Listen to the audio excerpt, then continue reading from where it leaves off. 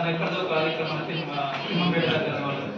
So main ఏమేంటంటే education, అంటే మారుమూల గ్రామాల నుంచి వచ్చే విద్యార్థులకి ఎడ్యుకేషన్స్ వల్ల అక్కడే అంటే మాకు ఏం తెలియదు, ఏం చేయాలి, 10th అయిపోయాక ఏం చేయాలో తెలియకుండా అక్కడే ఆగిపోతున్నారు చాలామంది.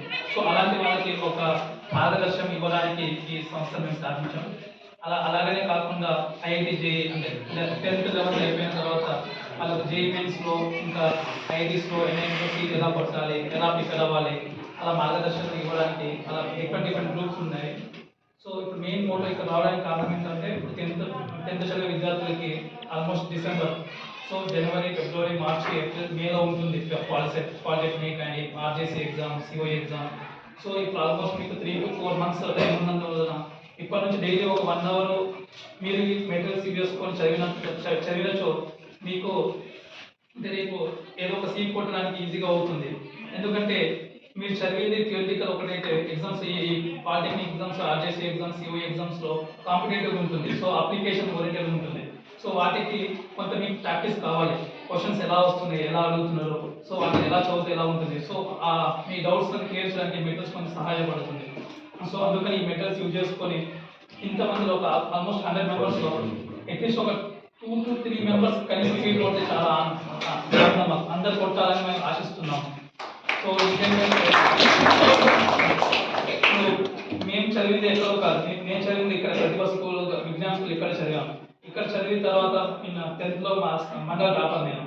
తర్వాత ఇంటర్మీడియట్లో మంచి మార్క్స్ వచ్చాయి, 950. సో తర్వాత 950 అందరూ రావడం వల్ల అట్ ద సేమ్ టైం మాకు కూడా జేఈమెన్స్ గురించి అప్పుడు మాకు తెలియకపోతుంది ఇంటర్ చదివేటప్పుడు. సో జేఈమెన్స్ ఏంటిది, వాటి అంటే మాకు ఒక టీచర్ ద్వారా తెలియదు మాకు తెలిసింది.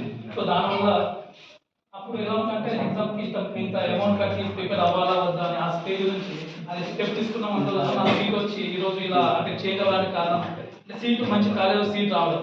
ఎందుకంటే ఒక కాలేజ్లో మంచి సీట్ వస్తుందంటే అక్కడ నుంచి మనకి మంచి జాబ్ ఆపర్చునిటీస్ ఇలా అంటే ఒక జీవితం అనేది చేంజ్ అవుతుంది. సో నేను అక్కడ ఊరు నుంచి చదివి ఎన్ఐటీ నాకపోతే నా బీటెక్ చేశాను, తర్వాత ఐఐటీ లోకపోతే ఎంటెక్ చేశాను. సో ఈ ప్రతి ఒక్క రాష్ట్రానికి వెళ్ళడానికి నాకేదో డబ్బు ఉంది, నేను వెళ్ళలేదు. ఓన్లీ ఒక education only taken me from so after తర్వాత నేను 2 years సివిల్ సర్వీస్లో ప్రిపేర్ అయ్యాను. ప్యారల్గా గేట్ ప్రిపేర్ అయ్యి నాకు సీట్ వస్తే ఇంకా ఎంటెక్ చేసి సాఫ్ట్వేర్ జాబ్ చేస్తున్నాను ప్రజెంట్ కీసైట్ టెక్నాలజీస్లో. సో ఇప్పుడు నేను చెప్పదలుచుకుంది ఏంటంటే ప్రతి ఒక్కరికి ఈక్వల్ ఆపర్చునిటీస్, ఈక్వల్ స్ట్రెంగ్త్ ప్రతి ఒక్కరికి ఉంటుంది. ఇప్పుడు స్టూడెంట్ ఇదే క్లాస్ రూమ్లో ఒక టీచర్ చెప్తారు ఒక పాఠం, ప్రతి ఒక్కరు సేమ్ విధంగా అంటే ఒకే లెసన్ చెప్తారు, కానీ ఒకరు అర్థం చేసుకుంటారు, ఒకరు అర్థం చేసుకోరు. సో ఇది దేని బట్టి ఉందంటే మన మైండ్ ఎలా యాక్సెప్ట్ చేస్తాం, ఎలా రిసీవ్ చేసుకుంటాం. సో ఆ రిసీవ్ చేసుకునే విధానాన్ని మనం మెరుగుపరుచుకోవాలి. సో ఈ యొక్క మెటీరియల్స్ మీరు ఇప్పటి నుంచి కొంచెం శ్రద్ధగా యూజ్ చేసుకొని అంటే సీట్ కొట్టాలని ఆశిస్తున్నాం. 10th అయిపోయిన తర్వాత మీకు ఏ రూట్కి వెళ్ళాలి, అంటే గైడెన్స్ ఏమన్నా కావాలన్నా మేము సహాయపడతాం. ఇంకా అలాగే మీకు ఏ డౌట్స్ ఏమున్నా ఇప్పుడు మా నెంబర్స్ టీచర్స్ దగ్గర ఉన్నాయి, మీరు ఎప్పుడు ఎనీ టైం కాల్ చేయవచ్చు. అలాగే ఇప్పుడు పాలిటెక్నిక్కి మేము ఒక వాట్సాప్ గ్రూప్ క్రియేట్ చేస్తాం.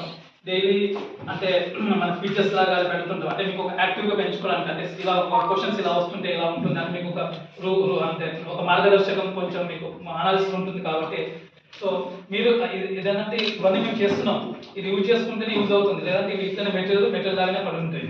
సో ఇది డైలీ ఒక సార్ వాళ్ళకు మేడం వాళ్ళకు రిక్వెస్ట్ చేసినానంటే డైలీ అట్లీస్ట్ ఒక 30 minutes కొంతమంది 10 మెటీరియల్స్ ఉన్నాయి. So 10 members at least daily 10 members చదివాలనుకోండి, అందులో కొంచెం బాగా నాలెడ్జ్ కూడా ఉంటుందని ఆశిస్తున్నాను. సో